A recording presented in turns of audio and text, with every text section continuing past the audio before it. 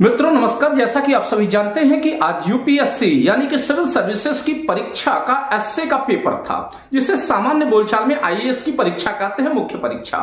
और आप सभी जानते ही हैं कि यूपीएससी या आईएएस की परीक्षा भारत की सबसे टफेस्ट एग्जाम्स में से एक मानी जाती है, या यूं कहा जाए सबसे टफेस्ट एग्जाम ही है। और जब बात इसके एसए के पेपर की आती है तो शायद ही आम विद्यार्थी हों जो कि इसके प्रश्न पत्र या इसके प्रश्न पत्र में पूछे गए क्वेश्चंस को या किसी भी क्वेश्चन को सॉल्व कर पाए। पिछले कुछ सालों से अगर देखें तो विगत 3-4 सालों में इसके जो क्वेश्चंस आ रहे हैं पूरी तरीके से फिलोसॉफिकल अप्रोच के आ रहे हैं, यानी कि जो मॉडर्न टाइम के लड़के हैं जिन्होंने पढ़ने की जो प्रवृत्तियां अपनी कम कर दी हैं, उन विद्यार्थियों या एस्पायरेंट्स के बस में यूपीएससी एसए का पेपर तो नहीं ही है। मैं आपको साथ ही यह भी बताना चाहता हूं कि हर साल की तरह इस बार भी जो मैंने एथिक्स में पढ़ाया हुआ है टॉपिक, उन्हें एथिक्स के टॉपिक से आपके सारे यानी जितने भी एसए के क्वेश्चंस कवर करने हैं आपको उतने आ गए हैं। जैसा कि मैं आपको बताऊं कि अगर आप सेक्शन ए को देखें तो सेक्शन ए में ही सबसे जो दूसरा क्वेश्चन है वह दूसरा क्वेश्चन सीधे सीधे मेरे पढ़ाए टॉपिक से ही आया है, हैप्पीनेस का। अगर आप देखेंगे तो क्वेश्चन क्या पूछा है कि there is no path of happiness, happiness is a path, यानी कि आनंद का कोई मार्ग नहीं है, आनंद स्वयं अपने आप में एक मार्ग है।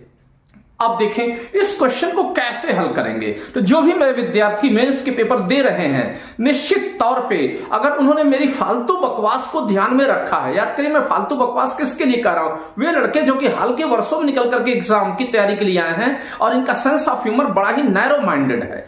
किसी भी कंप्रहेंसिव किसी भी क्वेश्चंस को अगर या किसी भी टॉपिक को इनको कंप्रहेंसिव मैनर में कॉन्सेप्चुअल समझाने का प्रयास किया जाता है तो ये लड़के इरिटेट हो जाते हैं। हालांकि मुझे भी पता है कि वो लड़के आईएएस आईएएस क्या वनडे एग्जाम्स के भी काबिल नहीं है, फिर भी जिन लड़कों ने कॉन्सेप्चुअली पढ़ाई किया है मुझसे और जो भी मैंने एक्स्ट्रा उनको एग्जाम्पल्स दिए हैं उसको ध्यान में रखा होगा या उन टॉपिक्स को ध्यान में रखा होगा तो निश्चय ही सभी एसए के क्वेश्चंस मार गिरे होंगे। तो इस क्वेश्चंस को कैसे सॉल्व करेंगे हैप्पीनेस वाला, याद करिए कि सबसे पहले मैंने आपको अरस्तु का सम्मम बोनम पढ़ाया था। उस सम्मम बोनम यानी सर्वोच्च लक्ष्य टॉपिक में मैंने आपको बताया था कि किस प्रकार से जब कोई व्यक्ति प्रसन्नता चाहता है, सर्वोच्च लक्ष्य की चाह में आगे बढ़ता है, तो पूर्व में जो लक्ष्य हासिल करता है उसके बाद उसे प्राप्त करने पर उसकी प्रसन्नता समाप्त हो जाती है और वह अगले लक्ष्य की तरफ लालायित रहता है। यानी every end is the mean of an other and.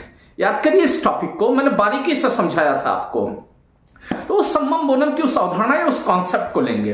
फिर उसके बाद अगर मैं बात करूं तो फिर मैंने एपिक्यूरियस को पढ़ाया था और एपिक्यूरियस को पढ़ाया था कि जो आनंद है या हैप्पीनेस है वह केवल हमारी मैटेरियलिस्टिक नीड्स के फुलफिलमेंट में नहीं है बल्कि रिश्ते नातों और परिवार के बीच बिताए गए पल में होता है, उससे भी कनेक्ट किया जा सकता है दोनों टॉपिक को मिलाकर के।